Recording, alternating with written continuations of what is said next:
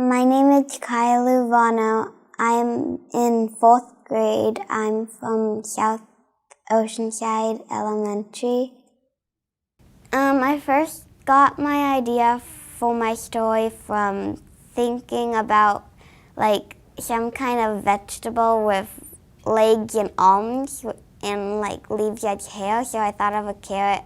It would be good with legs and arms. And then I heard about Miss Ramirez. Miss Ramirez told me that they grew a carrot with two like roots going across each other, and they named him Rudy because it looked like he had legs. All we really did was just looked up carrots, and then all this like these neat words and facts about carrots came up. That beta-carotene turns carrots orange and turns into vitamin A in humans. I felt very good. I was at a soccer tournament, and my grandparents just called me, and I kept on asking one what, and they just kept on saying one. I thought it would be a fun homework assignment. Yes, because maybe like in a contest, they would get like, I want to win, so they would try harder to write a better story. Yes, because if they didn't know like where their food would come, they would always be questioning their food. Well, at the beginning of the school year in 4th grade, we start with narrative essay writing. And in preparation for that, I did a lesson on writing a seed story as opposed to a watermelon story, meaning really focusing on a particular event and a specific moment in time where you develop a story about something. And we focused on agriculture because from the narrative I go into nutrition, and it's a perfect tie-in for that. We talked about the elements of the story, and we celebrated that both of them had been winners, but this Friday we will have a pride assembly, and we will honor them with the whole school and with the community at large.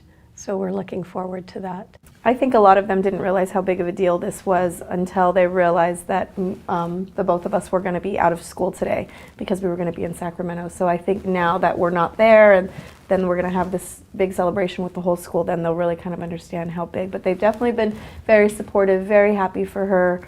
It was nice for them to see that their hard work and their writing did lead to something a little bit more than just a homework assignment. For me, as a teacher of writing, I feel like it's important to write to an audience. It's important to have your writing with a purpose, and imagine this story contest gave it the perfect hook for motivation for not only the students to write to an audience, but also for them to see in the other books that I've been able to share with the students what their stories could look like if they became illustrated. And that in itself was just very motivating. We have homework assignments that go home that incorporate growing, and if you're planting for a certain amount of people, different kinds of word problem scenarios. But agriculture, for us, as the locally grown becomes more of an emphasis, it's a perfect tie-in to our school garden, where we're hoping that we will be able to grow enough and produce enough to pass on to our cafeteria and to our local restaurants. That is a near-term future goal for us.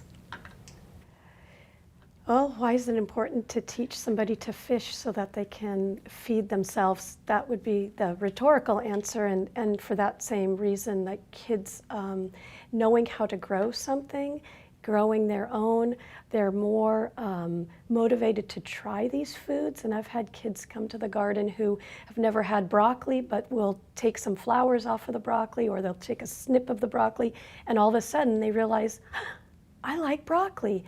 And even myself, I've tried some things that I haven't had before that have come, that we've grown, and I have become a believer and can tell them as a teacher also, I have not had this, I'm going to try this, and here we go. And so knowing where our food comes from is very important. And I try to teach about how important California is to providing our nation, our United States, with so much of the food that we eat, and the agriculture sheets that come from the foundation have set the tone for how we begin our research for the story. So it's a narrative, but it's also a narrative with some science, some math, just some nutritional background. It's a beautiful contest and a way to promote what we do in this state.